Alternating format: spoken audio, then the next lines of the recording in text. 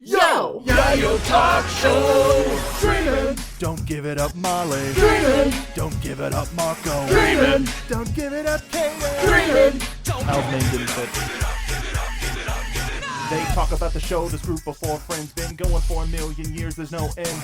Watching every arc and saga, no sleep. It's the king of anime, 1,000 episodes deep. Yayo! Yayo! Yayo! Talk Show! Talking about One Piece. It's the name of the podcast. We're not on Vine. Yayo Talk Show. Talking about One Piece. What's up, wenches, privateers, and non-binary buccaneers? Welcome aboard the most chaotic One Piece podcast on the Grand Line Internet. There, I said it right, not to confuse anybody. Let's introduce you to the crew. First, the captain of the crew, no pirates, Molly D. Simpy. It's me! Wild theorist, Kaden Jensen. Yo! And somebody that we're really gonna need this time, the resident laugh doctor, Al McClelland. The laughter has died. And I'm Brave Warrior of the Sea, the internet's Mark Vidanica. Welcome, everybody. Today's show, we're talking about another movie, I'll say arguably one of the greatest movies in the whole One Piece film pantheon, but definitely the best non-Oda movie of the One Piece film pantheon. Mark, I'll say it. It's the best One Piece movie. It's the one. It's the best one. I'll say it. I'll make eye contact with Oda. I will make eye contact with Oda and say that. The only thing that would cement it for me is if they like weaseled in a way to make some of this stuff canon and happen. Like that's really the only thing that's keeping me from doing it, because there's some stuff from Strong World and beyond that is like, okay, well, maybe not all of these events are canon, but that's canon, and that like you can point at stuff and be like, okay, we see that in that the show. Can be canon enough. That can fit in well enough into the rest of this without being too obscure or too anything like that. In context, Strong World is the first Oda film. Mm-hmm. Correct. Yeah, and everything from there is written by Oda. So I think that's 3 or 4 movies at this point. What movie are we talking about? We didn't say the name. No, because Molly cut me off. We're talking about Baron Omatsuri and the Secret Island, which is movie 6. And dear God, like Al was talking about it in one of our chat rooms of posting, like the poster is like, I'm gonna drop it in there again right now. There's flowers, there's fun, there's our crew, everybody. Yeah, I was really confused. Okay. Allow me a moment here. I'm going to say and I hope I'm not speaking out of turn. We're really not going to touch too much on the plot. Please watch this movie. It's so good. Oh, wow. Oh, it's so, like, we've talked about, like, every movie we've done so far was, we've kind of, like, barreled through the basics of the plot. And we've actually done it point for point. I don't want to do that because there's so much good stuff here. Why don't we do this? You hear how excited we are. We're only a couple of minutes in at this point. If you're like, I'll just even, I know there are a couple of people that have reached out and are like, yeah, I don't necessarily watch One Piece, but I still listen to the show, or I'm not caught up, but I still listen to the show. Hit pause. Thank you for listening. Hit pause. Don't go away. Go watch this movie. Just go and watch this movie. And come back, because we will not be held accountable for some things that we may or may not say that will totally spoil this movie. So we're not going to completely avoid everything. But if you like, this will be the last chance of, if you don't want turn back now. Go watch this movie, because whether you're a One Piece fan or not, this is a very good movie, and you need nothing more than to watch this movie. You understand the relationships between the interpersonal relationships of the crew. Everybody gets a show of what makes them special. And the quality of the animation is second to none. Holy crap. Like this is a great entry point movie for people you want to try and like get into the series. Like you could just show them this and then they'll be like, all right, I get it. The issue, though, with some of the previous movies we've been watching is that this is actually another movie that you can't stream anywhere. You might be able to find the DVD somewhere, but at the moment, for whatever reason, it's still not. I think Funimation has all of Mamoru's movies right now, but it still doesn't have this movie as well. So then they don't.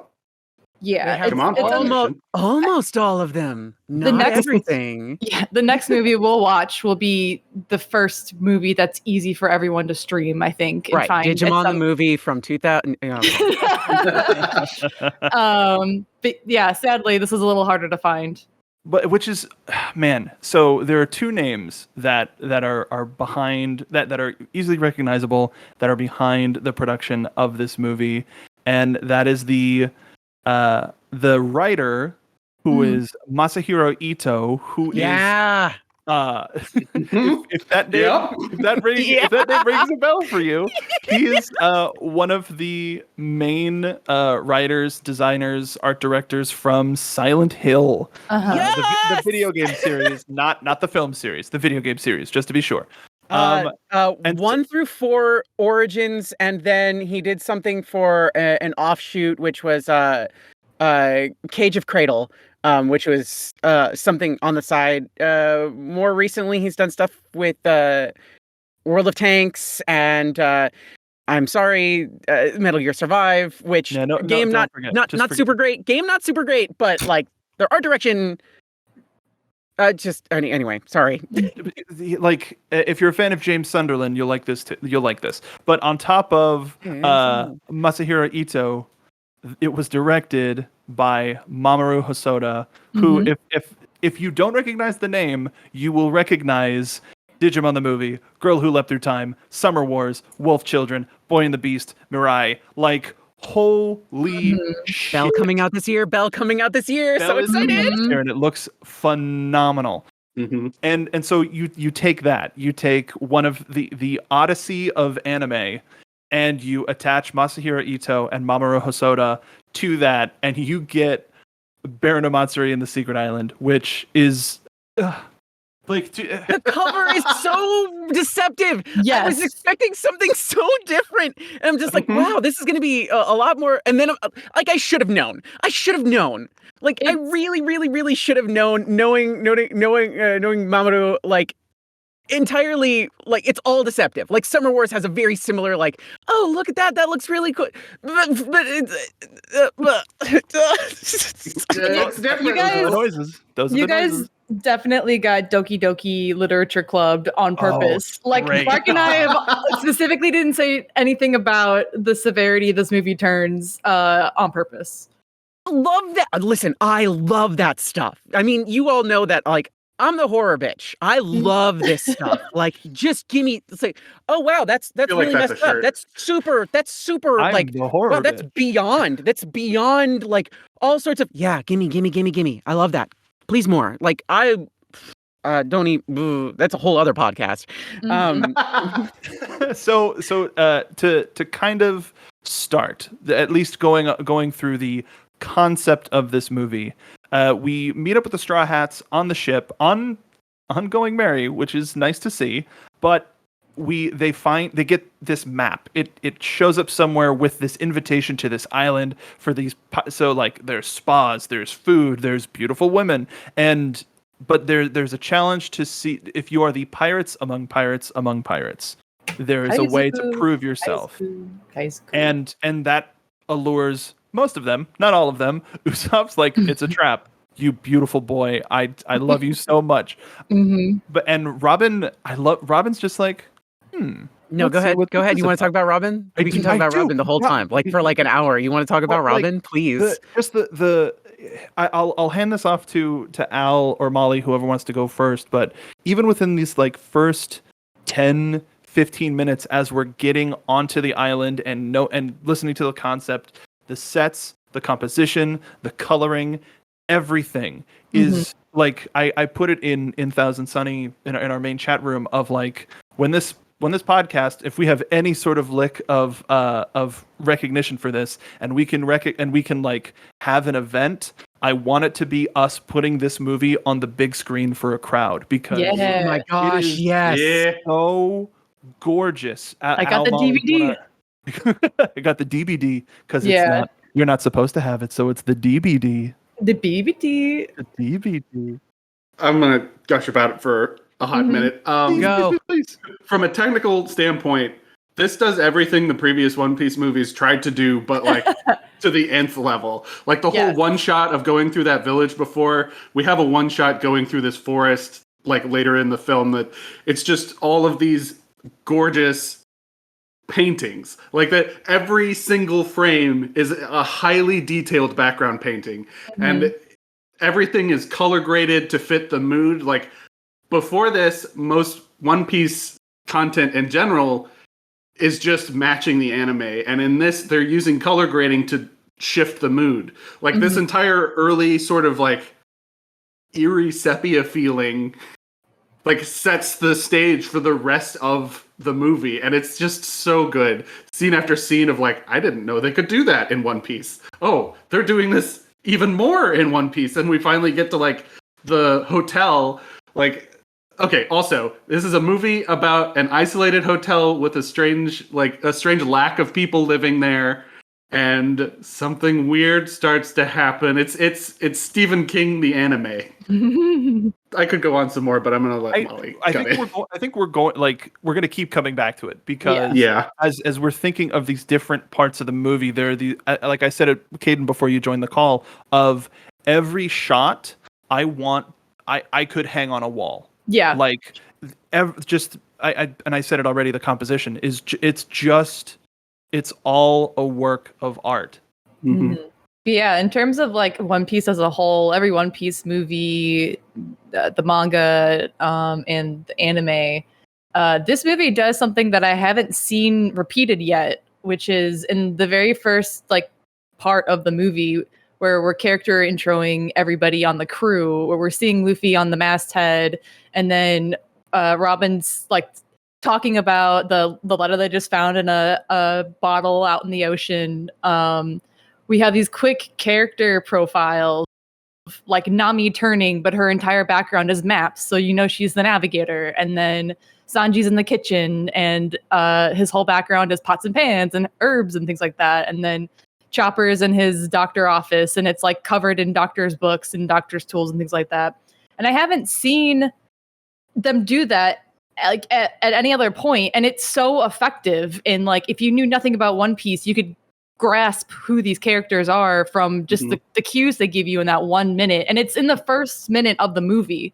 Like, it is so those tiny boiled down vignettes of like, and you even get it, moving on. even the people who don't get backgrounds, you still get who they are. Like, Robin is the one who is reading the message, and Usopp is the one who's holding the bottle and is suspicious, and Zoro's off to the side, like pumping iron, like who's like very disinterested in what's happening, but is willing to go along with it depending on what Luffy says. He's the muscle head. Like everybody gets the muscle head. Oh god damn it! Phenomenal. Really? Phenomenal. I can't believe this is a 14-minute podcast. I'm sorry, everybody. Have a good day. End it on a good note. All right, play the outro music. We don't have that.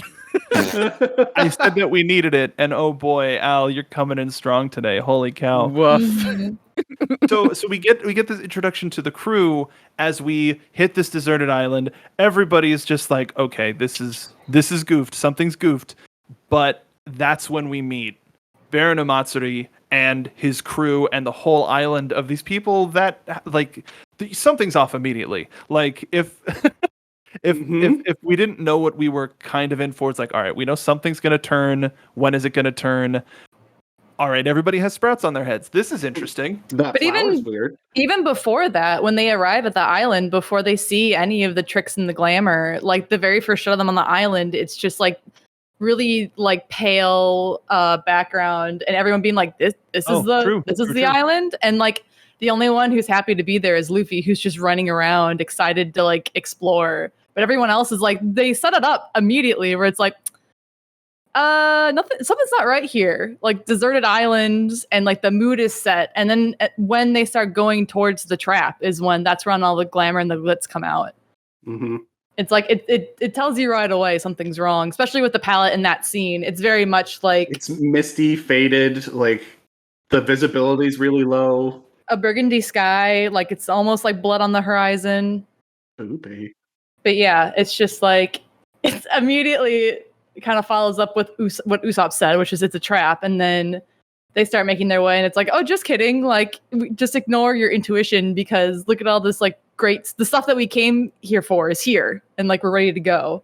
And even the like quote unquote antagonists, villains, or whatever you want to call them in the movie, are still these just like really fun looking Super Mario Sunshine villager. Well, I go back to something that Kaden put in chat, like, and I always go back to it because we have it pinned, is anytime we arrive on a new island, it's just, who are these freaks?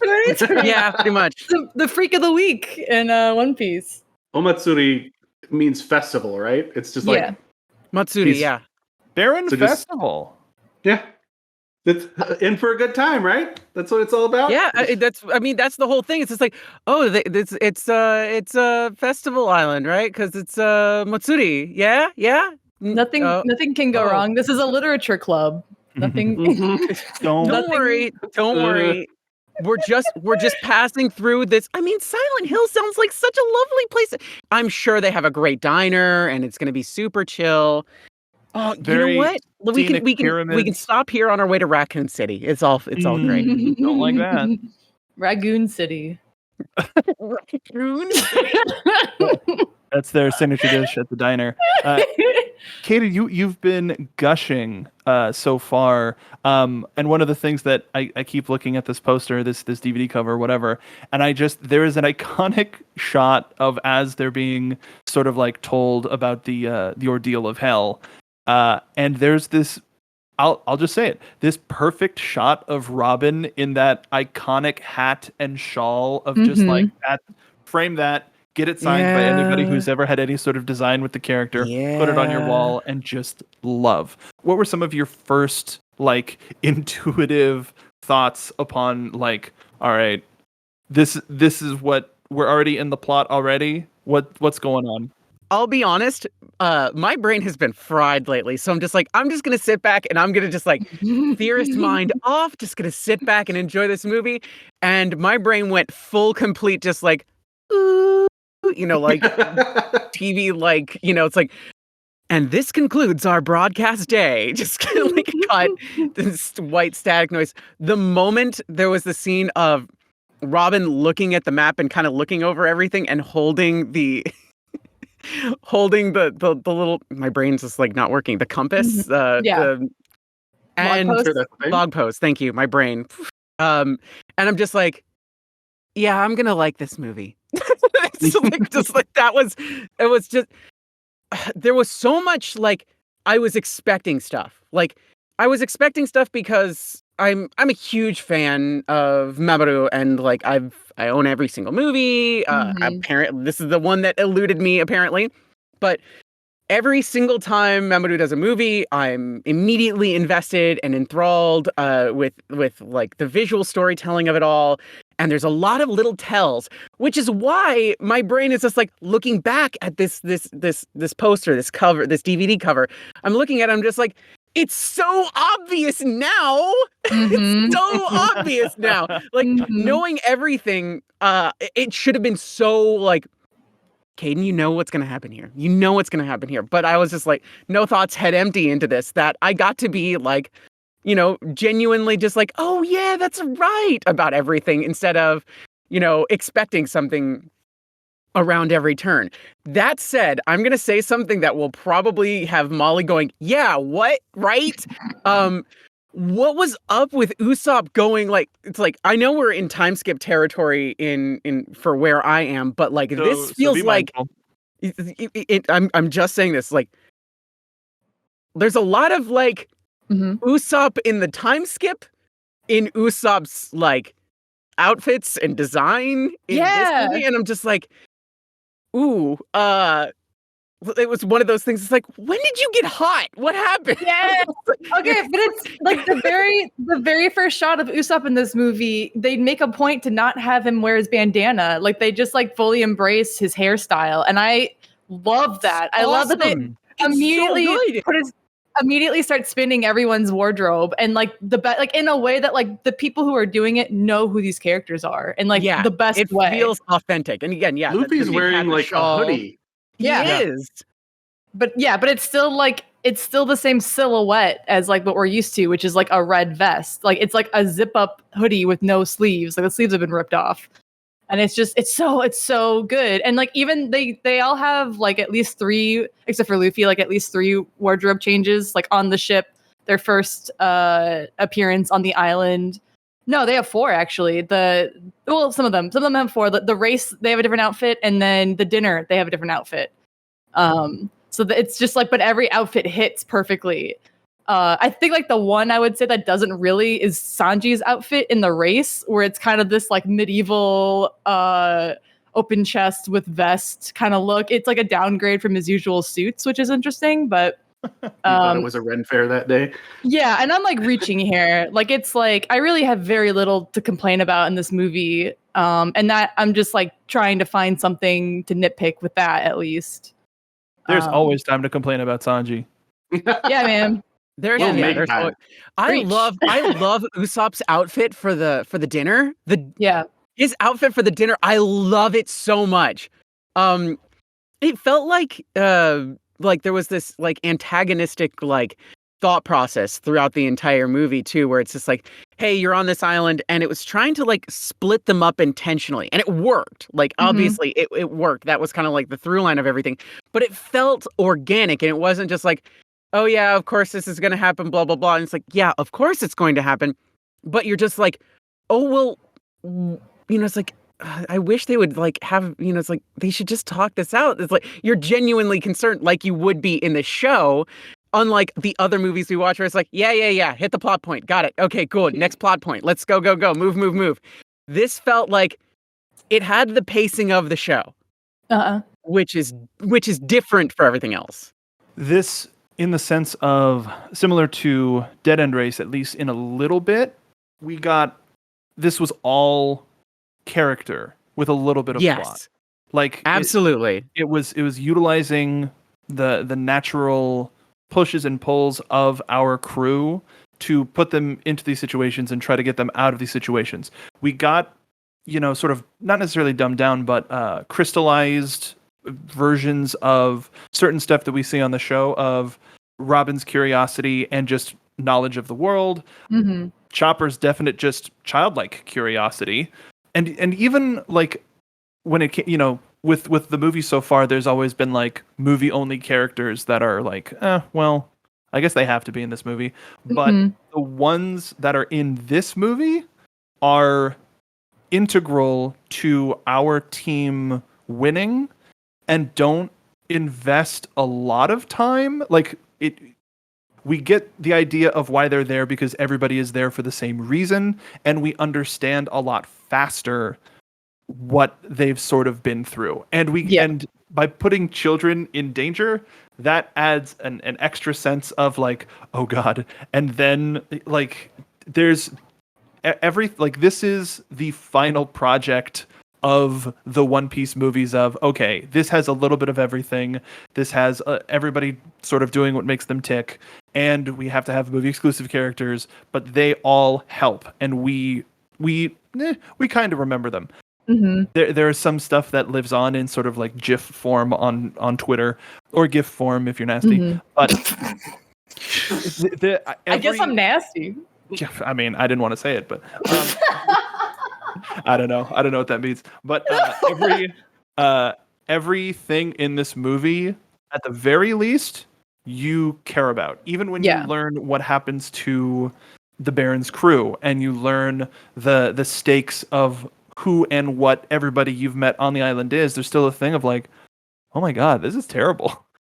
Yeah, I wish that revelation didn't happen so late. That's like if I'm to nitpick, which like this is the only way you're gonna get me to complain about this movie is to like find those little things. Like I would have loved a little bit more. I would have loved that little bit like extra into the character moments with Omatsuri at the end, because I wanted to like be happier for him in the end. If I'm trying so hard to dance around the things. Oh, but so I mean, we get the tease. That's essential. We get the reveal, I think, super early, and in this being like my I don't know how many times I've watched this movie, but this being my fourth, fifth, sixth, whatever time watching this movie, you notice you notice a lot more things. And when they're looking at the wanted poster, Chopper notices one thing in particular, but if you look at everything else around, you go, wait a you go, additionally, that's not the only thing wrong with this picture. And there are a couple of things where it's just like I just wanted to say that because we learned that they were the red arrow pirates, that technically makes Omatsuri the Red Baron. And we didn't have one pizza in this entire. There is a lot of like World War I imagery throughout this. Like Brief is basically just straight out of World War I. A very old style. We'll call it a toothbrush mustache. Mm-hmm. Yeah, even I will say, like, back to an earlier thought of the rando people in this movie that just need to be here for some plot a little bit. At least, like, they did their homework of, like, making it interesting, but also being, like, pretty crucial to the plot. But even, like, Brief, like, he's not just, like, a guy, and it's not even, like, the motif from, like, the World War, but it's, like, he's also Charlie Chaplin, and they do like a whole bit. The whole character introduction is like a silent film scene. Like, it's great. Ragtime piano and everything. That was like something I didn't get watching this the first time in the 2000s. Was like that whole, even though I knew who he was and I had watched a bunch of stuff like Charlie Chaplin stuff, I just never made that connection. And watching it this time around, I'm like, this is genius. This is something that like went over my head entirely. And like so much of it's like everything that had to do with that character, there was a bit like that when Luffy was trying to figure out how to leave and he kept coming in. Like it wasn't even like the Baron like influencing that bit. It was just like the tunnels he dug, but it was still like small rock, pebble, stone. He's got a giant thing over his head just as if he goes, hey, wait. And like, great physical comedy. Panicking. It was like his entire character motif was around those rules. But then cutting through all of that, literally, of him going like, hey, join my crew, that snaps Luffy out of it instantly. And he goes, no, smack, grab. What did you say to me? Yeah. And like even when Luffy wanted to leave, like he did a little bit of the bit and then like immediately found where the door was behind the bookshelf. And it's just like when Luffy puts his mind to it, like he cuts the bit. He's like, cut the crap, like he gets through it. But I'll pose this question to Al and Caden because I know where in the movie that I the first time that I was like, something's not right here. But for you guys watching, what was the scene where you're like, what, like something, is there something not right here? Is there, wait, like when did you start questioning, like, can I go first? Yeah. The moment I saw the flower's face on his shoulder, I was just like, okay, all right. Okay, Flowey's here. I'm picking up what you're putting down. Wow, geez, yeah, that is definitely like that thing. I'm just like, you're too happy. I don't like this. I don't like this at all. I definitely don't like this whatsoever. But it was such a brief moment that like it's like you see it and you're just like, okay, this has raised several red flags. But then it yoinks you out of that moment so quickly that you almost don't have time to react that way. Unless you know kind of, the rhyme and the reason and the flow of Mamoru's movies or movies similar to, the hidden evil kind of a theme, then, you don't know what you're looking at and it's just like, oh, that's cool. And then it's just gone. But like, that was the like, there it is. They do I found it. Point there. They do such a subtle thing with that too, where they even give the flower like its own panel for a second, and the one who is noticing the flower is Robin. And usually in these movies, if it's not Robin taking a moment to be like, that's pretty sus, it's usually Zoro. But it usually was Zoro previously because it was either he didn't trust Robin or like she wasn't around to be sus. Also, like the costume of the flower initially is like, is it a dress? But it's a bid. Like, I always thought it was I thought it was a cravat because the guy has one too. It could be. I assume that they were matching, but that's a great observation, Al. It's very innocent and childlike. And again, if you know anything about Mamoru's movies, there are two things that he likes to do. It's subvert you with a lot of different, like, very colorful, very innocent type of imagery, and then flip the script on that, and then give the child characters of the movie the most impactful either lines or intent in the films. Like, even in this one, like, it was like the moment near near the last third of the movie, there was DJ. Well, I mean, yeah, there was with DJ, and then with the younger daughter of the Papa. We never get his name. Yeah, it's Papa. we never get his name. It's Papa. Okay, cool. I was trying to remember. He's the captain of the tea room pirates or whatever. Yeah, which listen. The Tea Room Pirates is the greatest name ever. I love that so much. The moment I saw that, I was like, Tea Room Pirates. I love this. But yeah, the little flower was just like, you're bad. I don't like you. I've had enough of your kind. I mean, there's plenty of moments where it's just like, oh, I don't like this. But to see the youngest member of Baron's crew turn to him and say, "Why can't I die?" Oh It's god. just like, oh. The all staring eyes, but the pupils are a little bit too far apart, like to actually be looking at him. Or It's they're more of whited like he's out not too. a thousand-year stare. 1,000-yard stare. Good way to put it. His Um, answer is just try not to think about it. Strong. what was your moment when you were like, something's not right? For me, I went into this blind. I didn't know the director or the writer or anything, and I was like, this color grading is really interesting. And for some reason, in the back of my mind, there's this motion direction that Mamoru does specifically when characters are like giving fanfare. And it's like when the Baron stuck his arms out to say welcome, like that kind of overbend and return. Sorry, I hit a plate. I'm doing the motion right now, but like that to me, like put my hackles up because I'm just like, what the fuck? What is that about? What is that energy? Who are you? It's like we didn't even quite see the flower yet, and I'm just like, something. I mean, of course, it's a movie. There's going to be conflict somewhere, but that unsettled me, like, to my bones. Just like, I don't know what's going to happen. There's something really creepy in that one motion, and I don't know what it is, and I'm not going to ask questions. Maybe it's fine. And I should have started asking more questions. I love the moment early on where and maybe this is just kind of like a it's a camera trick, because Sanji's not talking to the audience. Sanji's talking to everybody who's behind him.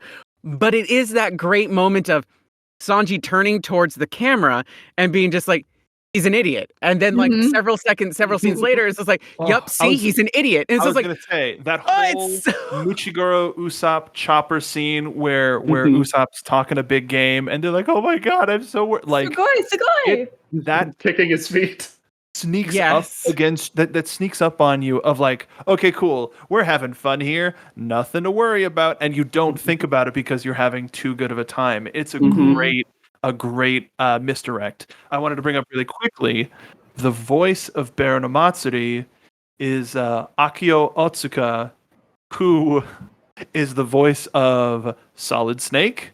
Yeah. The voice of All for One. And we've met him on the show, Blackbeard. Dun, dun, dun. And I'll say one more, Molly, this will make you shiver. Xehanort. What? No. Oh, you get wait, which one? This is very important. It There's like 18 the various incarnations of Xehanort. Okay, well that doesn't give me anything. Molly. So Master Xehanort? Yeah. And Terra Xehanort / Ansem. Okay. Yeah, Okay, he's got the deep vibrato. I knew exactly who. But just like, from this you character can't piece. say Xehanort and just like walk away from it. That one, that one Xehanort. Remember in Sid Ed Calum where there's 13 of them? Yeah. Xehanort parentheses old man. To me, y'all are just making sounds. I'm so happy for you. No, I'm not. Worry Come about on. any of the BS It's so that's in our good, head. though. It's Ugh. so good. I love Kingdom Hearts. Mark, do you remember? I'm just gonna assume you watched this movie when you're on that binge in college. But do you remember the scene that originally? I think I was worried about Chopper being out by himself. Mhm. Like him being like, "Oh, I'm just gonna go check on stuff. I'll be right back," and it being just a ghost town. I was like, "Ooh, Very No, it's- concerned. Very I did- concerned. My child has been left alone. Yeah. My kid is lost in the mall, and very, but then very worried. on top of that, there are different small moments as stuff starts to pick up, and even when you have moments of Luffy's got this, there are times of, oh god, maybe he doesn't have this. How like not necessarily. I know it's that mindset of this is a movie, we're going to resolve some stuff, we've got X amount of time left, but there are certain moments where you're just like, well, how's he going to get out of this? And I will never forget when it's the final face off and the Baron fires an arrow and it stops. And it turns at Luffy and it keeps chasing it. I was just like, oh no, That's bad. bad. I gotta include this for anybody who's more into more recent anime. Our lovely Baron is also the voice of Gohin from Beastars, the lovely panda who trains Legoshi. Oh. And what a voice! Like what a and What a like voice. the fact that the fact that he gets to play with Baron Omatsuri's voice. It's so nice because it's not actually technically at face value his typical character, you know, because he's got a lot of like happy vibes, a lot of bravado in like the first half of the movie. And then you get more of the traditional performance from him in the second half of it. But he's very like charismatic and very bright sounding. And it's He's like he's the MC of the festival, so he's right. like He gets to like flex a little bit. And as far as like, you know, I mean, there's a lot of like you take a look at like everything that Akio Otsuka has done. It's a lot of, I mean, I'm going to say vocal typecasting, not character typecasting, but vocal typecasting. We want you to do the thing that you're very, very good at, which makes sense. That happens a lot. I mean, you've got your Steve Blooms and your and so on and so forth, where it's just like, we want you to do the thing that everybody really, really likes to hear from you. And it's like, of course, yes. But those moments of getting to take that, oh, here's the thing that everybody likes. It's like, now I get to play with it again like it's brand new. That stuff's amazing. I love that so much. And it felt so good to, you know, hear that, again, that first half where it's a lot more jovial and a little bit more like goofy and like he's the MC, of course, but even he's taking it not super seriously and just kind of like being very blasé about it. And it's so good. He has won so many times before. Like, and it's apparent because of we see like the ship graveyards and we like the sheer amount of and by experiencing what the other pirate crews or what's left of the other pirate crews have gone through and knowing how much time has passed with Moochie's conversation with Nami. Yes, I am Moochie. But like we know how much time has passed. So given what we need to know just enough to be concerned. And there are moments that different characters have with different plot points that are, like I mentioned in the last movie, that are for our benefit. So we know the entirety of the stakes because we've been present for all of these different reveals of all of this information. But the way that you bring it up near the top of the movie, but I would say so at the end when Luffy says, I told you I would never let you hurt my Nakama. And he just goes, oh, you'll never let me hurt them because he knows he's already won. And we find out why he thinks he's already won.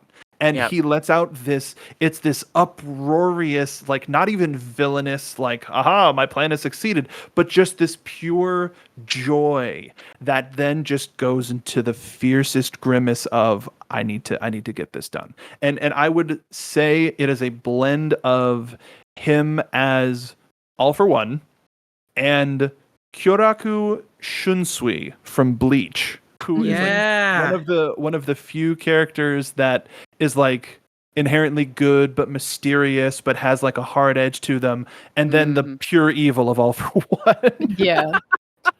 It's crazy too, just like when the not face value stuff that they give us as viewers to get grasped. Yep. It's almost like every single scene that is jovial is immediately juxtapositioned with something that's offsetting. Like my very favorite shot of this movie is when Chopper falls into the water and we just get this really quiet moment between this like really like exciting moment of the goldfish fight. And it's just this quiet moment of Chopper sinking, Luffy jumping in to save him, Sanji getting them both out. But then it's just this very subtle kind of like pan out.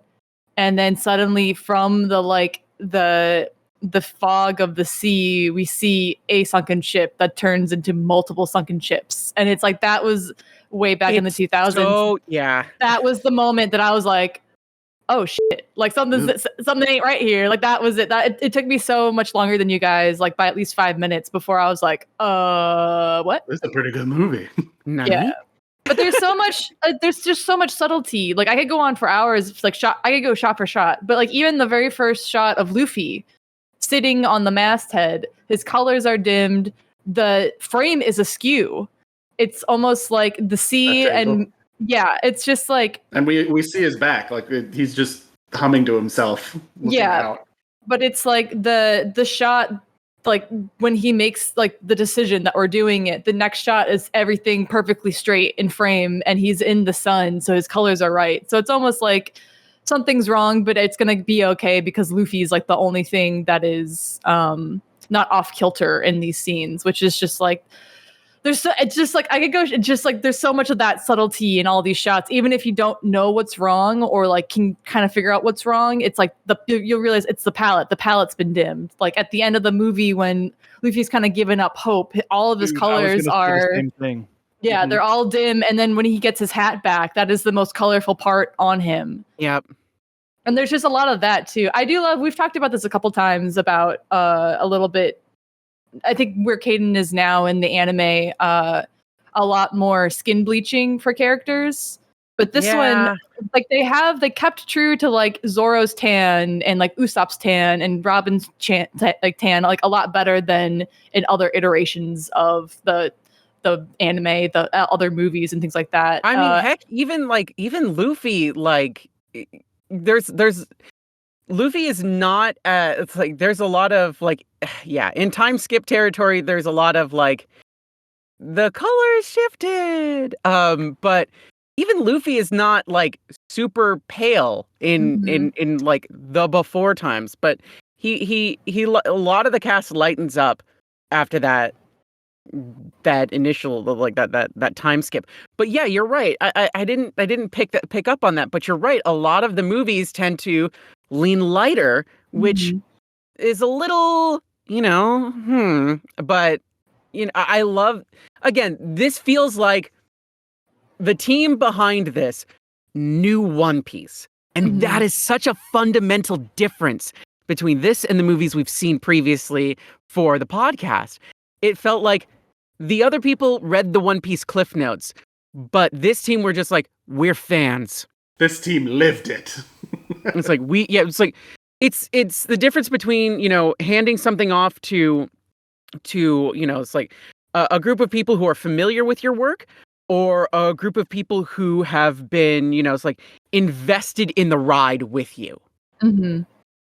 And that's what this movie feels like. This is, if anything, I feel like Mamoru and his team's love letter to One Piece. It's like, let us encapsulate the entire feelings, themes, and everything that is One Piece in an hour and a half and give this to you, Oda, as a present. So good. It's so good. It's so good. It's so good. And we kind of touched it a little bit, but like I'm still another thing that I didn't really catch back in the day, just because it's just like the amount of times people mention Gold Roger or Goldie Roger in the earlier parts of One Piece. It's just like a thing to kind of, it's just like you understand the fundamentals of the show. It's that stringed around the Pirate King, but like this time around, like the subtle mention of like we just met him recently, and like the implications of like either they like lost a fight to him, and like the whole crew with that. It's just like I did not catch that the first time around, and like coming back now and just being like, oh wow, because it's a theme. I feel like when people like meet Roger, it's either like you're fighting them all or you were on like some level of friendship with him or something. But it's just like the implications there that they with the crew. They're on like some sort of a footing with him, whether it's close or like they're the next step or something like that. There's some sort of relation there. And for people who had like, maybe going into this movie without watching the show, they do a really good job of having Nami explain why it's ridiculous that he would imply that that she could have met Roger. It kind of comes off as like, how old do you think I am? The guy's been gone for 20 years, but it becomes like, no, like this is a plot point of like with these guys, like that they don't realize. Just and also like going back to that scene of showing both the passage of time with the candle and the amount of champagne glasses, and also the Woet in Shandon as opposed to Moet in Shandon. Nice. But that, oh god, I love stuff like that. And you when you like sort of wake up and look around and see what has changed since Nami has been talking to Muchigoro and everything else that's been going on. It's just like, wait, similar, like in a similar vein to the crew, we are scattered. We like, oh, what's Chopper up to? Oh, Robin went away. Oh, but Sanji's cooking and blah blah blah. And we're turning into the theme song. Something's this and this is that and this is that. And Doctoring, got it. We're lost. Like we are similarly lost, and then we are left back with Luffy. Also, the ordeal of hell evolves several times throughout. Or trial of hell. The trial of hell. I think we're thinking ordeal of Ball.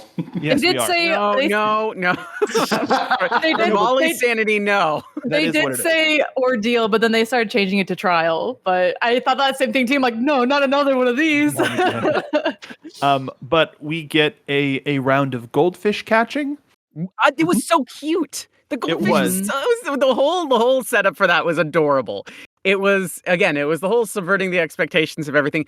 But that moment, if I could just take that moment, put it in a bottle, and just like give it to everybody, it's like, this is One Piece right here. This is what One Piece feels like. Right here is this moment of, it seems so simple, and then someone does one thing, and then it becomes this grand thing. But somehow it still feels doable, and that's One Piece. And then within the first 15 minutes, we got the character introductions on the ship. But then with this first round, we have everybody's sort of general oeuvre when it comes to fights. Of Robin using her smarts, Sanji running into it to try to get some sort of just any sort of a look from Nami and Robin.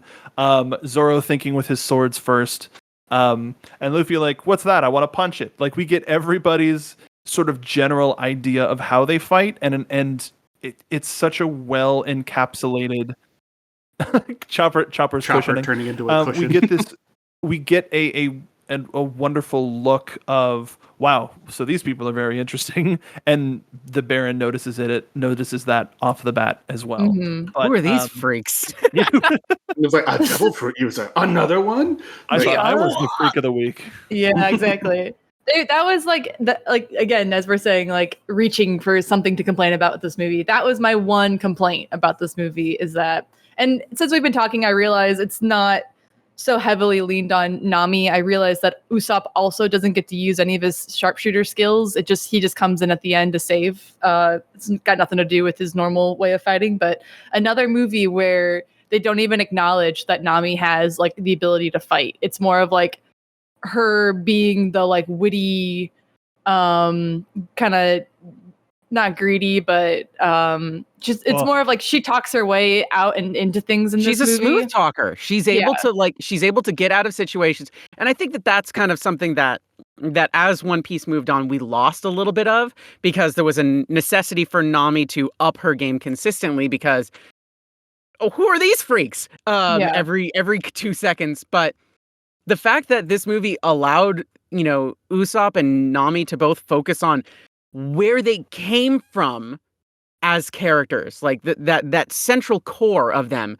Nami doesn't fight because Nami doesn't need to. Usopp never fights because he finds creative ways out of those situations. Zoro, swords. Sanji, feet. But the rest of them, I mean, it's like even Robin again, who is at this point one of their most skilled fighters and their most like, they're almost their like their hidden gem because they don't know they don't know Robin's upper echelons of abilities quite yet.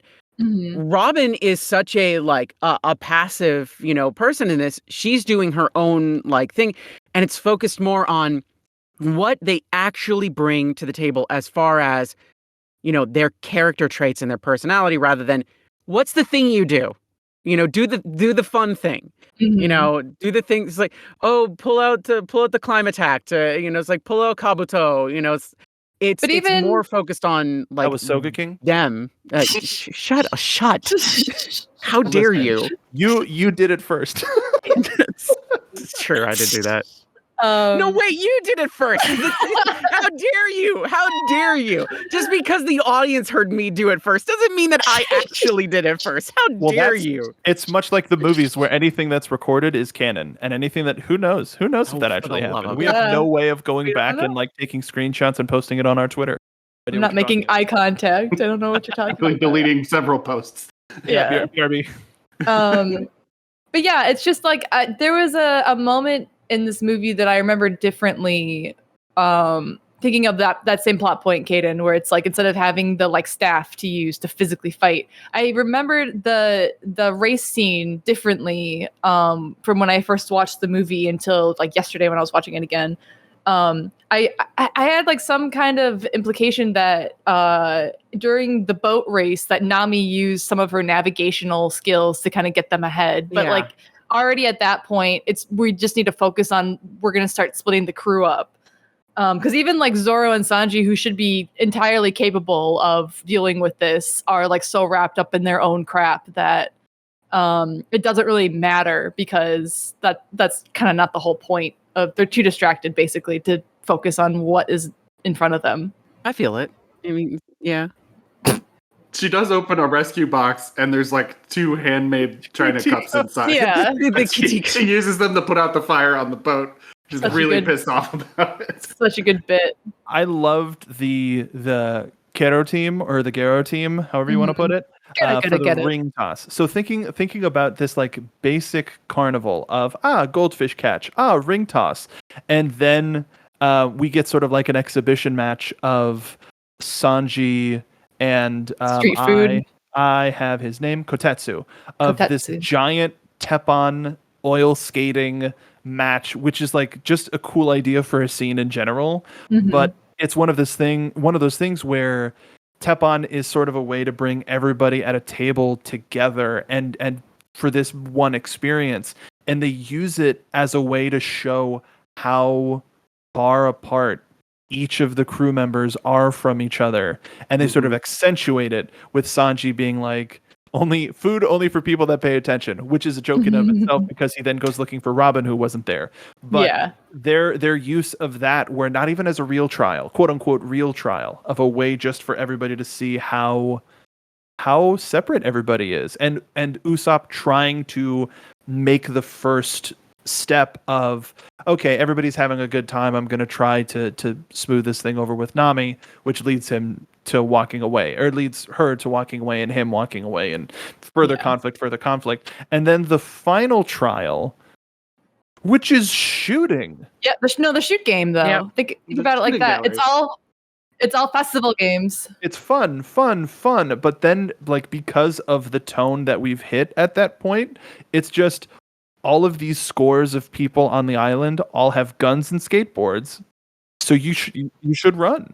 I love like the overall festival theme, because even the food they're eating, it's like okonomiyaki, like street food for that type of stuff. But even the the shooting game, it's like what does them in is not the guns that they're shooting, it's the plates that you would be shooting to win prizes. The plates explode. It's like again, like they really did their homework and thinking like big brain themes. Now that you mention it, this episode is coming out like late July. What a great summer movie! Yeah, summer right. festival, and I feel like you know, all of his movies. I mean, like aside from the scene in Wolf Children, like a lot of his movies are all perfect for summer. mm-hmm. Yeah, That's a good poll. Mm-hmm. Man, this movie rules. it's so good. This movie is so good. This movie is so good. Such a good movie. If we're fundamentally talking about One Piece as a whole, like the whole big shebang of it all, where we talked early on, like way early on, it's like if you get to, and it's like Molly, you talked about this very specifically, and then we followed it up again more recently. But like, if you show somebody, you know, Arlong, if you show somebody Arlong Park, and just Arlong Park, and be like, if you don't like this, okay, that's fine. You can walk away from One Piece. But if you do like this section, get out. If you do like this, let's start over. Let's go all the way back to the beginning and let's start this over. I feel like Baron Omatsuri and the Secret Island is that, but in an hour and a half. If you like the vibes going on here, then please check out One Piece. This is I want to introduce you to One Piece. I do not want to overwhelm you. Do you have an hour and a half? I've talked about it. I talk about One Piece fairly frequently, especially since starting the show, around my wife. And she was like, yeah, we'll give, like, if she watches a show, I'll watch a couple of episodes and then we'll keep watching it. If I watch a show, she'll watch a couple, you know, we share media that way. But in finding out about One Piece, and she's like a big pirate media type of person, she's like, that's too much. But every once in a while, it'll be a thing of like, okay, if there's something that you really like, we'll watch it. And Baron Omatsuri is the one that I'm hanging on to of like, this will be the one. Yes, please take partake in Baron Omatsuri in the secret island. Yeah, just have a glimpse, just a small snippet, and now I've got you. That got sinister so fast. Almost like this movie. Or the impression? It's one of those movies that if I wasn't so impatient, I would have said we should watch it last because it really is the pirate king of the One Piece movies. And it's almost like I'm glad we didn't watch it first because then all other movies would have paled in comparison. But the fact that we're kind of watching it, this midpoint of the movies that we as like Mark and I have decided that we're acceptable. Yeah, to watch basically. It's almost unfair how good this movie is. And then like I know moving forward, I will. It's just not intentionally, but it's subconsciously. We'll be comparing it to, and I think I have like since I've seen this movie, I have compared all other anime movies to it. Anime like show, not standalone movies, but like in pertaining to shows, has been compared to this movie just from like the outrageous integrity of it. You know, I think the only if we want to sort of modernize it, I think I had a similar amount of oh my god and like oh crap vibes as Mugen Train. In the sense of like oh this is sad or like top notch action, rad sequences, but just a lot of stuff of like, ooh, this is sad, and other moments of this is really funny, like a well-balanced, high-quality anime film. If you're listening to it at this point, I would like to hope that you've already watched the movie. You've already watched Baron Omatsuri, but if you have watched Mugen Train and haven't watched this, you'd be in similar company. But I may be speaking out my my rear end on that one. I just haven't seen it. So you know, not yet. Not yet. Without any spoilies, it has a similar sort of like turn and then another turn, and like it that kind of like, oh, are we doing it? I guess we didn't. No, we didn't.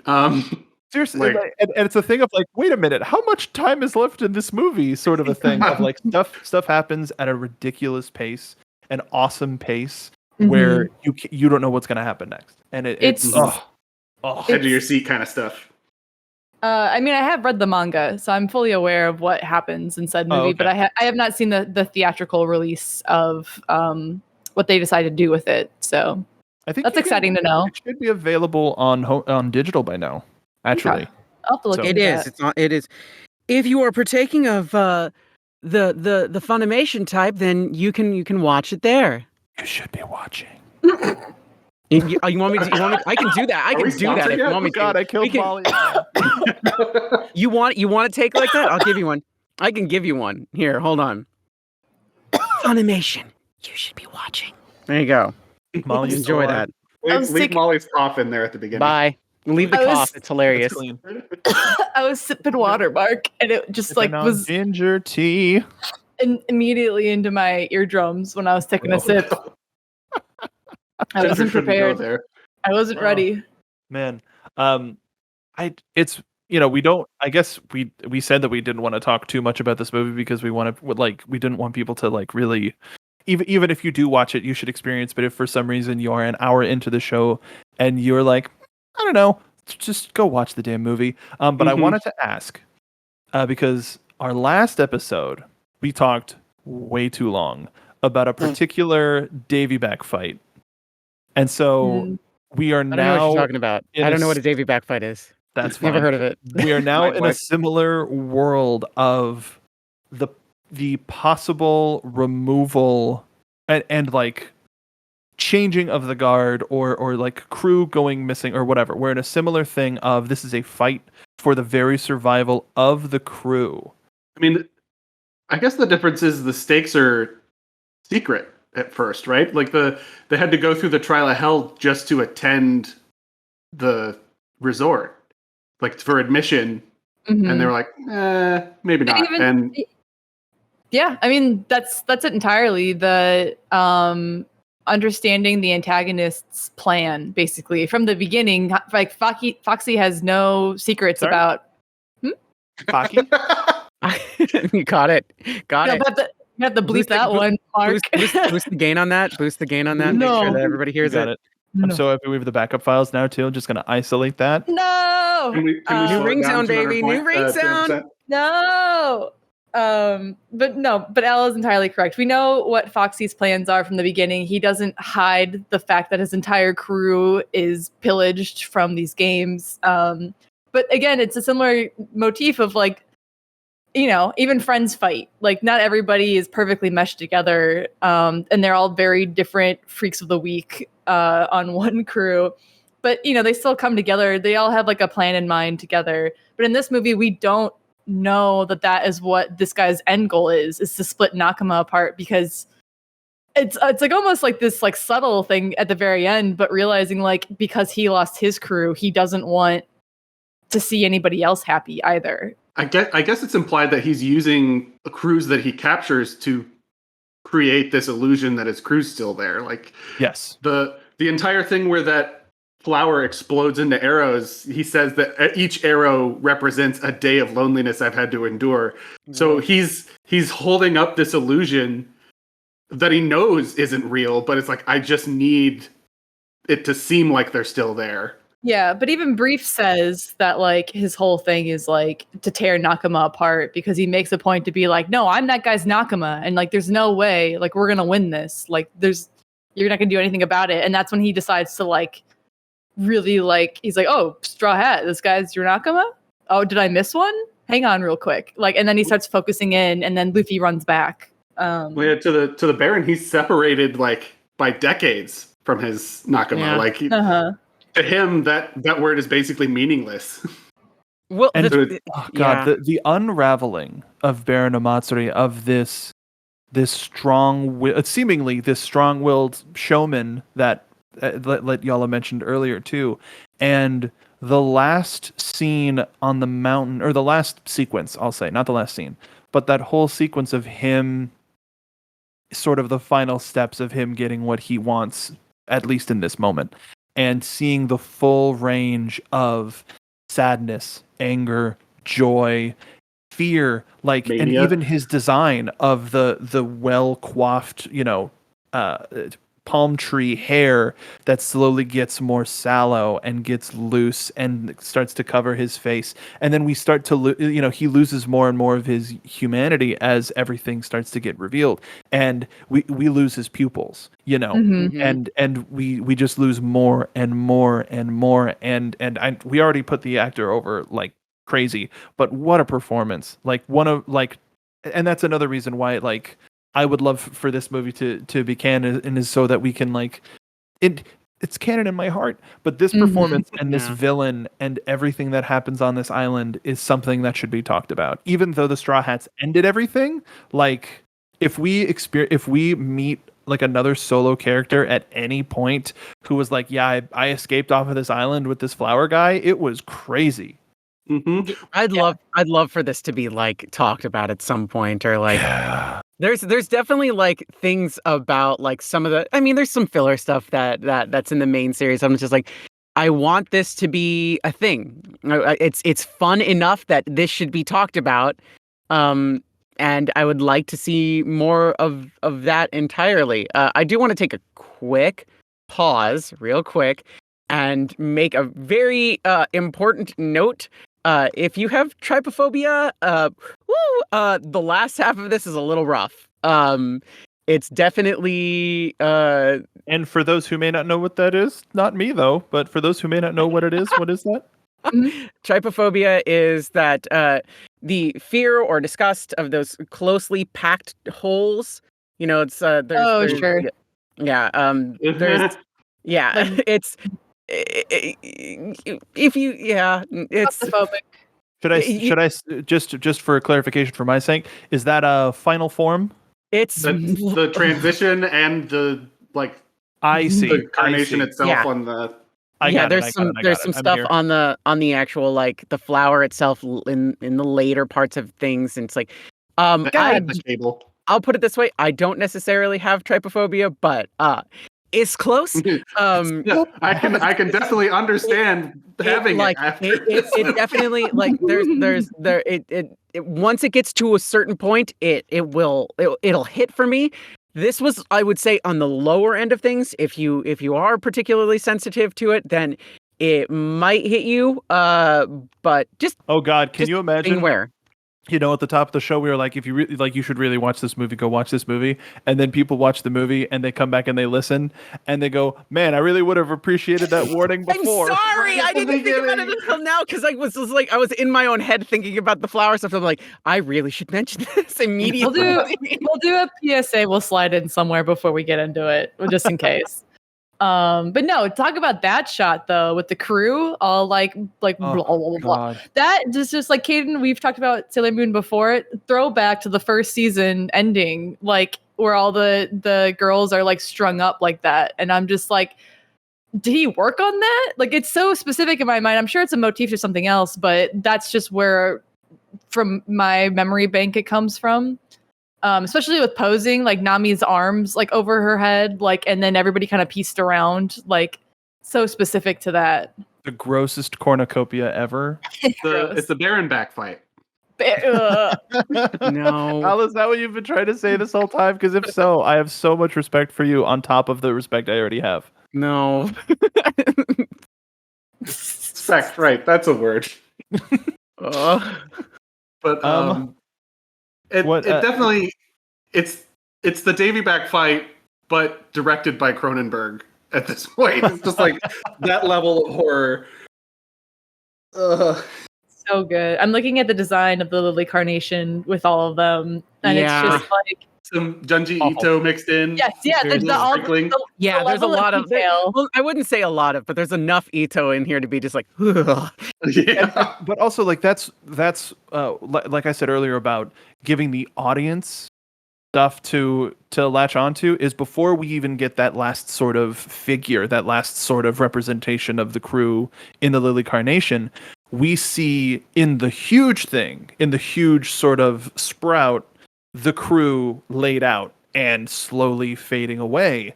And that's for us. But when Luffy, even with all of his hands and feet hammered on the rock with the arrow, he does that epic flippin' headbutt to get just close enough Oh, that one hurt. to see Zoro disappear. Zoro! And that's so now it's a thing of Yeah. like we've seen everybody disappear, but now that Luffy's seen it, he knows. Like he knows for sure. And that's that last little bit of him being like, they're gone. They're gone. They disappear in reverse order, right? The reverse order of them joining the crew. So it's like each one hurts. Well, it's also like having Chopper be the one that you see the process of Mm-hmm. is like that is and you know it's supposed to be Daisy first, but like either way it's a child, and that's awful. Yeah. Mm-hmm. Yeah. Well, and just those tendrils, like those wispy, like smoke trail tendrils coming out of the thing and like dangling him. So I hate it. I hate it. It's all nightmare fuel. I don't know like where this comes from. I am picturing it in his other movies, but when they hit the giant lily carnation stem and it makes that dong noise, he uses that noise in a lot of films too. I don't know if there's like a significance to it, but High Island is real. Yeah, exactly. But it's just like Sorry. no, it's just like episode if you haven't. It reminds me of like shrine bells for some reason, like the Torii Gate. Like it's the between for me where it's like here and there. Especially because like the whole thing with the lily carnation, like lilies represent death and carnations represent like birth or rebirth or whatever. They're playing on those motifs of like the beginning and the end in these scenes. So I just assumed it was something like that, or like even like church bells, right? Like something like that. And even that last shot of Robin seeing the carnation is like okay, this island is starting over. Reboot. In one way, shape, or form. And does anybody feel that it's feel that it's more ominous? Because I don't. I think it's sort of the thing of like it's over and this island can sort of start to change and be something new. But did anybody else note Robin seeing the carnation part of the I lily assume that was like the actual island actually did have a flower, but this was like an invasive species that came and took over. And so that's like the actual flower she'd been looking for the whole time. That's like before they got there. Robin searched for the flower the whole time. Like, if she thought that the lily carnation was that, I don't think she would have been as eager to find it. Like, what I didn't get, I guess he does wear them. Oh, what? No, it's just like Robin finding out about like Lily, not the lily carnation, but Baron's lily, and just being like, oh, that's goofed. We gotta go. We gotta get the hell out of here. Yeah. You like startled me. I'm like, we do? Robin having that amount of tension and that sort of like urgency is always a sense of like, oh wow, it's really serious. Well, like Oda, the way that Oda draws people's eyes when it's a serious moment, I think that always is super successul. And like in those moments where we see the pupils, it's just black and white. Mm-hmm. And that was like that moment where she's like, oh no.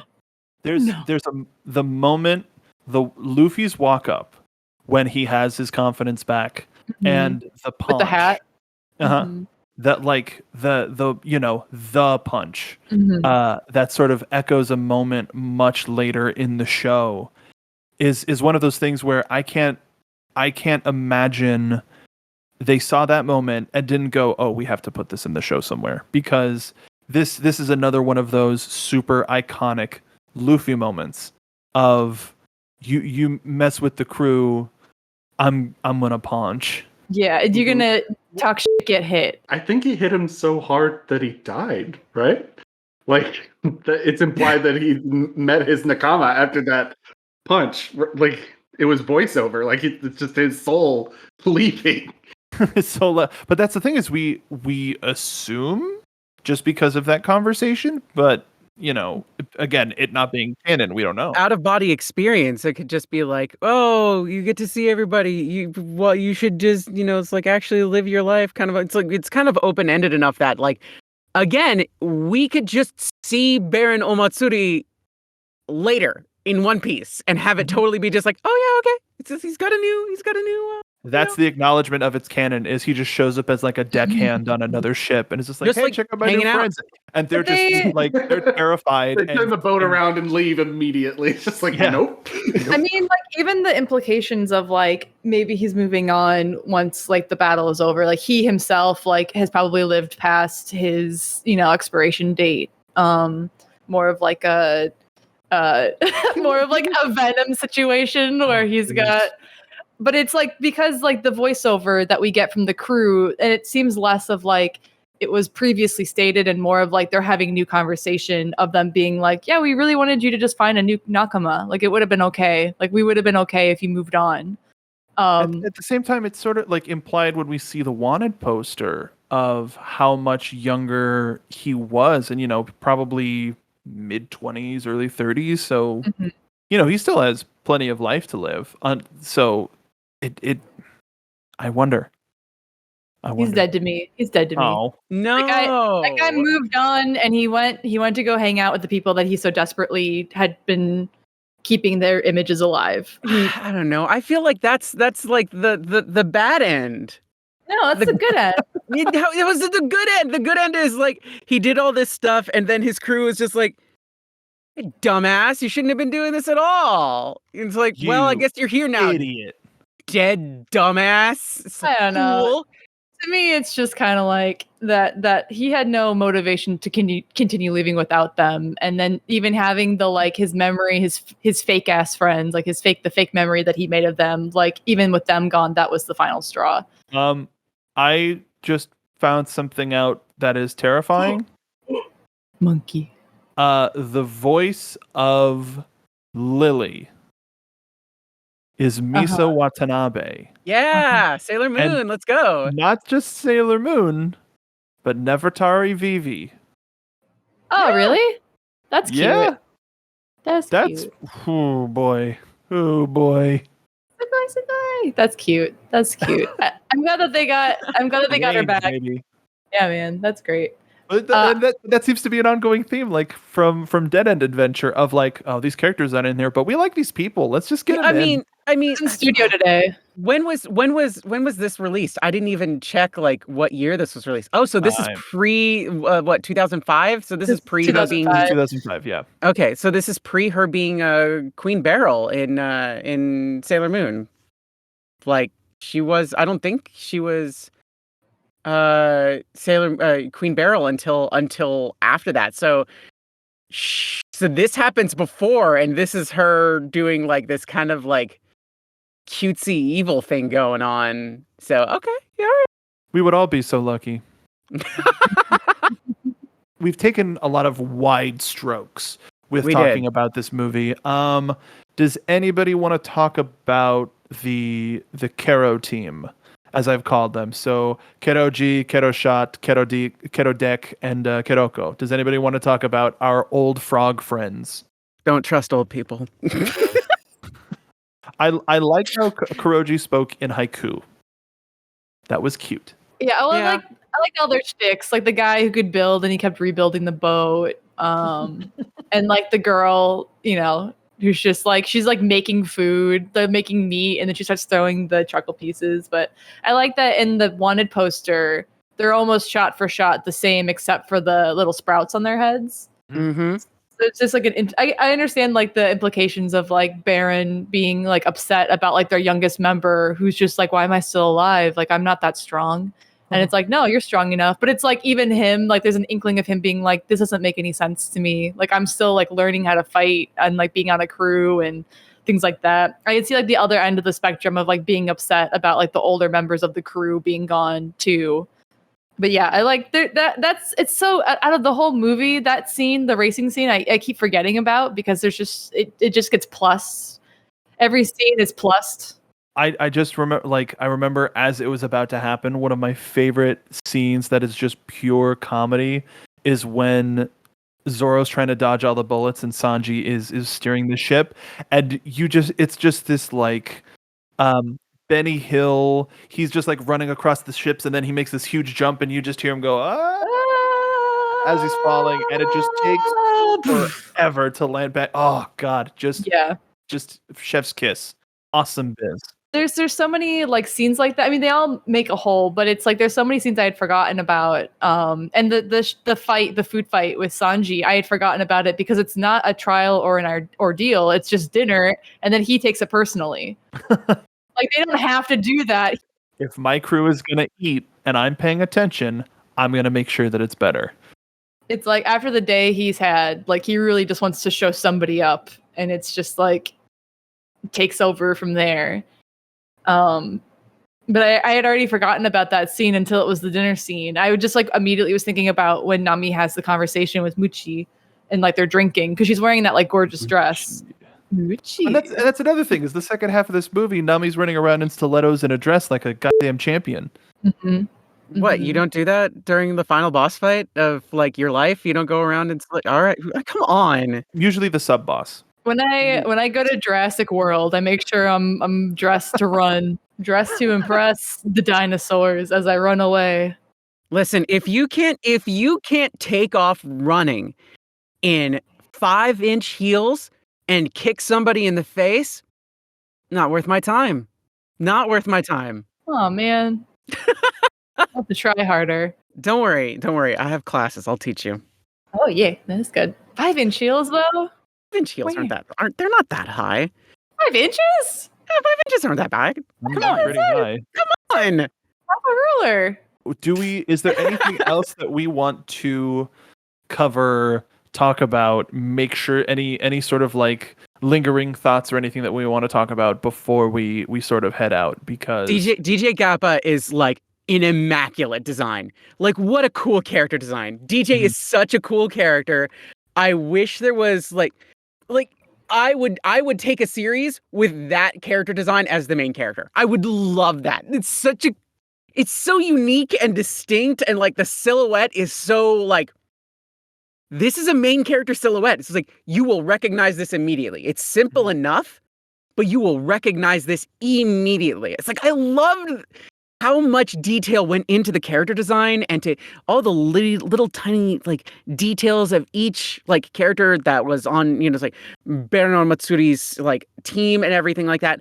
While the main crew got all these really great outfit changes throughout. So it's like we're gonna make some iconic, silhouettes for our own characters and completely like, fiddle with the main cast a little bit so we can have a lot of fun with this. It's so good. It's very endearing in every way, shape, and form. Sort of like a yokai high school, a yokai school sort of a thing. Yeah. Look, I'm pretty good with names. Not as good as Al with Yayo Talk Show, but I'm pretty good. No, Yayo Talk Show. Al is the king. Sorry. Al Think of the names. But I guess one thing I wanted to touch on, I Googled this after we talked about the flowers earlier. The flower that we see at the very end is a carnation.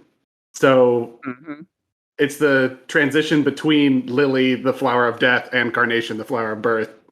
It's like it's a rebirth sort of thing. I do wonder how long, like, I wonder if that's just a concept of like, of time too, because it feels like whoever the heart of the island is controls what the flower's purpose is, because that coin of like life and death is always like two sides of it. So I feel like since nobody's there, it's pure again, but it just needs somebody to come there again, and we're back to where we started.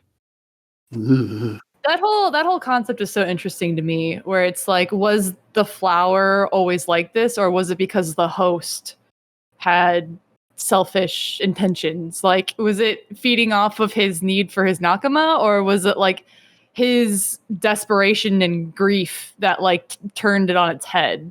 Is it a parasite of some sort that at the same time we know enough and we are presented with enough to where, okay, this is serious, we get what's going on.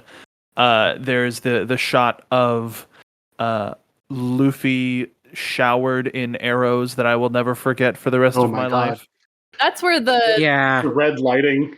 The Silent Hill, really, I feel like that's the moment I would really feel that. It was so hurtful. Like, that hurt to see. It really, really did. And then all the insert shots of like his arms as like the arrows are like bending and flexing as he's like trying to get at the Baron. And hearing the arrows like knock against each other. Oh. It feels like I don't know if any of y'all watched The Thief and the Cobbler as kids, but there's that one scene where like the messenger's like riding back to the kingdom and he has all those arrows in his back and they're clanking together. It's like that kind of like why is he doing this? Mhm.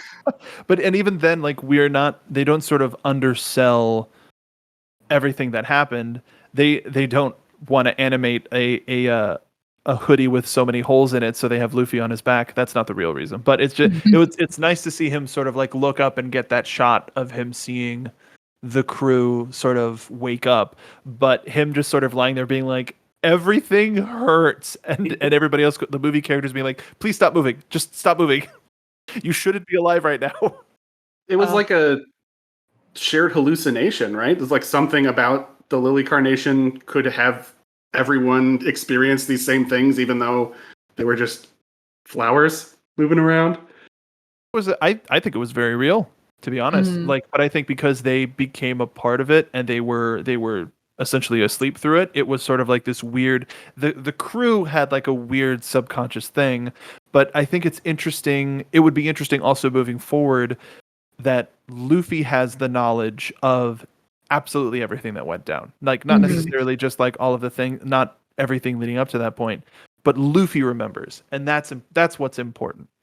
Well, like this whole traumatic experience he had becoming canon and then going into the Djibouti archipelago arc, like, oh my god.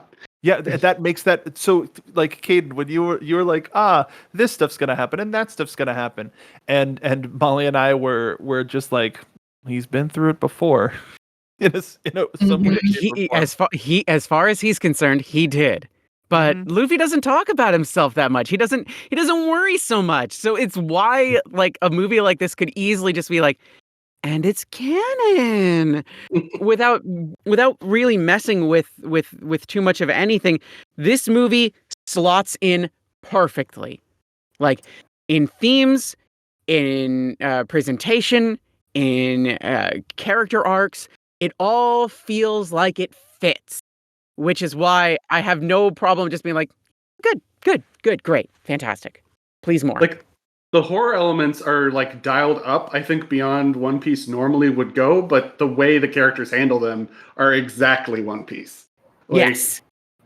I would love if there's like sometime in the future or whatever in One Piece where there's some casual festival games or something and they see the goldfish catching booth and Luffy just casually mentions like, hey, it's like that one time, and everyone's like, what do you mean, like, when have we ever done this, Luffy? And just like, no, it was that one time, it was funny, it was like, and that's it, like just like a little like looks in camera and winks at the audience like moment.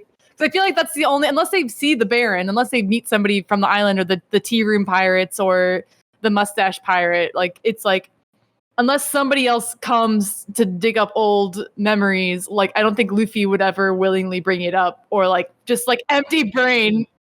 If you got to this point and you still haven't watched the movie, what the hell are you doing with your life? shame on you. Actually, you know what? I'll agree with that. Shame on you. Wow. You should go watch this film because we throw if you're an shame. anime fan, if you're a movie fan, if you're an animation fan, it's a masterpiece. This is a phenomenal experience, no matter who you are. I really hope that we can own it on some sort of collector's edition Blu-ray that comes with Lily or like some sort of restored like film quality thing. I want it so bad. Before we go, does anybody have any sort of final thoughts about the movie before we go? I'm gonna go watch the rest of Mamadou's movies again because I think I'm such a mood for it now. Summer Wars. Gonna get the well, you own them all, Caden. I think I'm gonna have to throw down $8 for the Funimation subscription today just so I can watch what I don't have. Go for it. Seriously, Funimation, you should be watching. Funimation, you should be sponsoring. Mr. Funimation, hello. You can't hear this, but my eyebrows are waggling.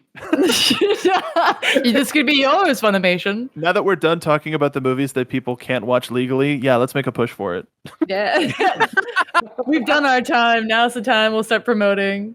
But yeah, good movie. I checked while now we we're were all traumatized. Yeah, no, I checked. Oh, the drama! I'm traumatized. It's wild. There are releases for this movie on Blu-ray, but it's like the German copy, the Spanish copy. Like, I don't know if there was ever a English release. I mean, not that it would have to be Pal. you know, locally done or whatever, like serialized. But There's a UK collection there's a movie collection that is from the film of the movies, not all of the good ones. But it's 4 through 6. So it's Dead End Adventure, Curse of the Sacred Sword, and Baron Omatsuri. But it is a UK, I presume, PAL collection. I don't know how difficult it is to. Also, I don't know if it's got toy on the front. That doesn't necessarily mean that it's official, but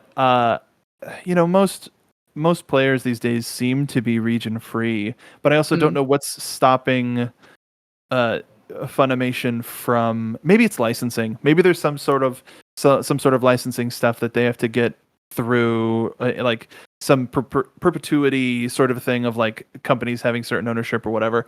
But like, come on. Just buy out of it. I would love this. on. I would love to own this movie on Blu-ray. Like, I want to buy this. Let me buy this. I would like to. I mean, look, let's just put it this way. I want to support all of this. Yeah. With monetary stuff. It's like, listen, we'll throw money at you. I want here.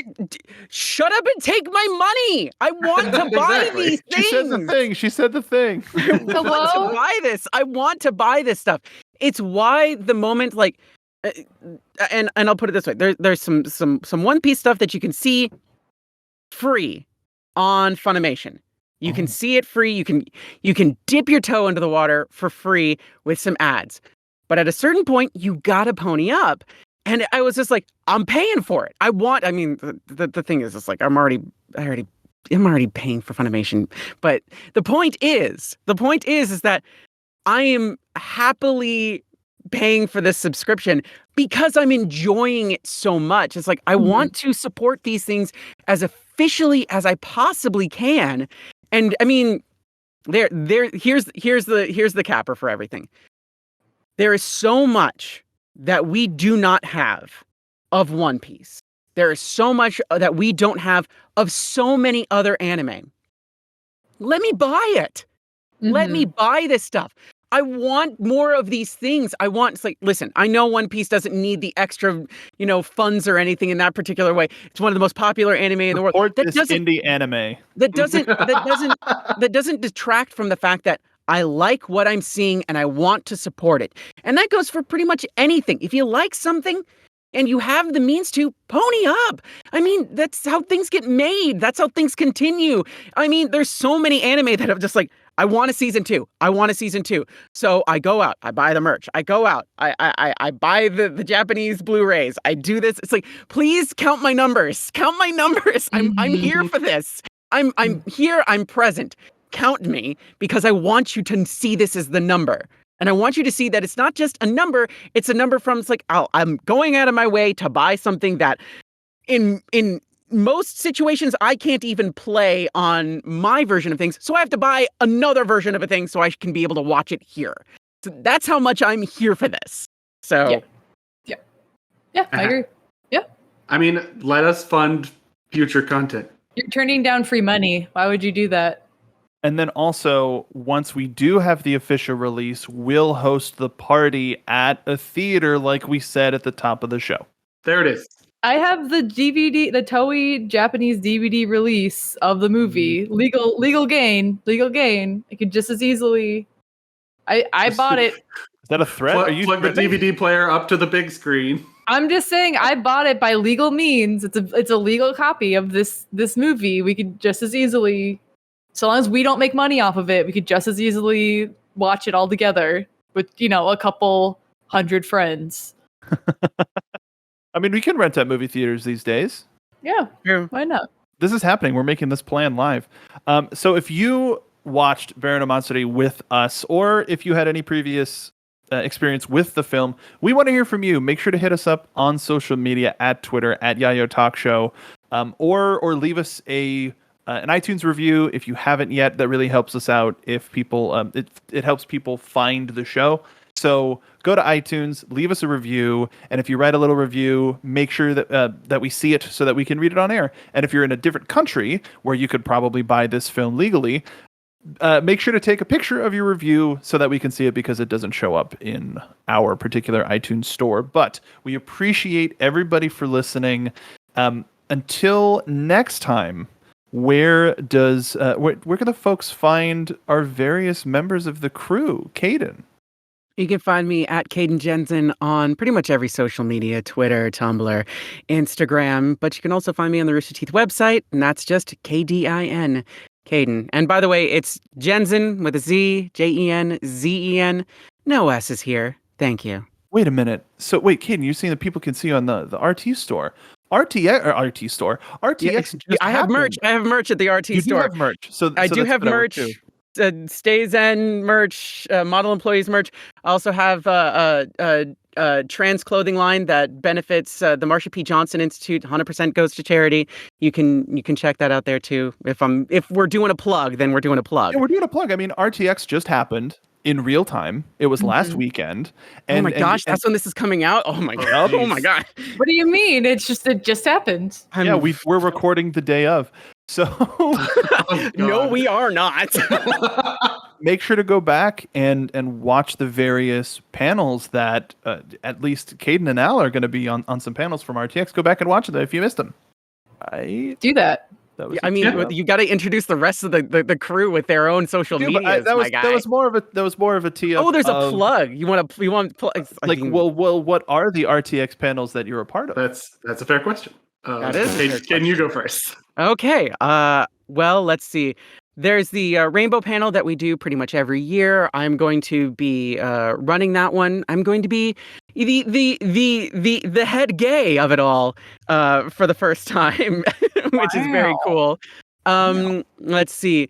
Also doing a Stay Zen panel, which again, this all already happened. But if you want to check it out, it was me and Barbara.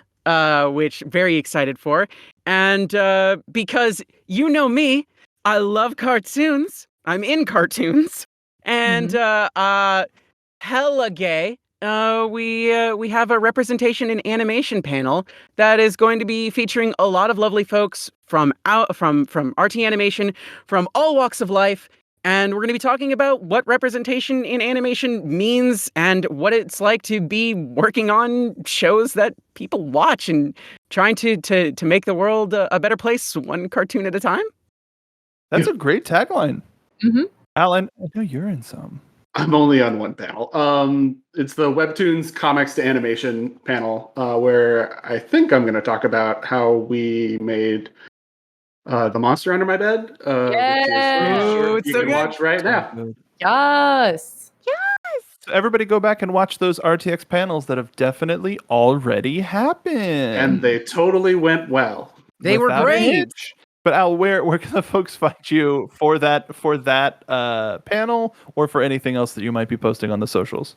You can find me at Al McClellan Jr. on Twitter, and basically everything else, ALMCCLELLAND JR. And you can find me on Twitter, Twitch, Instagram at Mark B. Donica. A little while ago, I finished up a Nuzlocke run, which was just absolutely insane. So we're moving away. We've been moving away from Pokemon. I've been eyeing the One Piece game on my shelf, but there's still a certain place that Caden needs to get to before I feel comfortable. And maybe we do that on our Twitch channel of Yayo Talk Show that may or may not exist. But who knows? Right. We do have a Twitch channel. Make sure and go to twitch.tv/Yayo Talk Show and subscribe. Well, follow, because you can't subscribe yet because we're not affiliates. But go check that out. Be ready, because we're planning some fun stuff for Twitch, because we just like hanging out together, because we are a legit crew. We're not just people brought together for any particular reason. Cruno. We are legit Cruno, and I love you guys, and this has always been a wonderful experience, and I can't wait. We're gonna keep going, and we're gonna keep sailing until some sort of redacted spoiler happens. So, Molly, where can the folks find you on social? I absolutely thought we were just going to leave it at that. we got everyone who's working on RTX. That's the full crew. Well, we're also just doing our regular outro. Yeah. No, you can find me on Twitter. You can find me on Twitter at TEHFLOD to Flood, and on Tumblr at Molly Flood, Molly K Flood. And we have a Yayo Talk Show Tumblr now. So if you want gifts, because I'm nasty, if you want memes, if you want fan art, I have full control over it. There's a lot of good stuff on there. Assuming control. Mm-hmm. This is when Molly just goes to that. It's like the day the episodes come up, it's like, here's the stuff, here's the images from this arc or this movie. Please come to our podcast. Every time. And rightfully so. Going along with how most arc sagas and movies have ended, now that you listen to the episode, you've joined our crew. With that comes the responsibility of telling your friends, leaving a comment, a review, following us on Twitter at Yayo Talk Show, and letting Caden watch the show and the canon films in peace. So come aboard, and we'll see you next time on Yayo Talk Show. Talking about One Piece.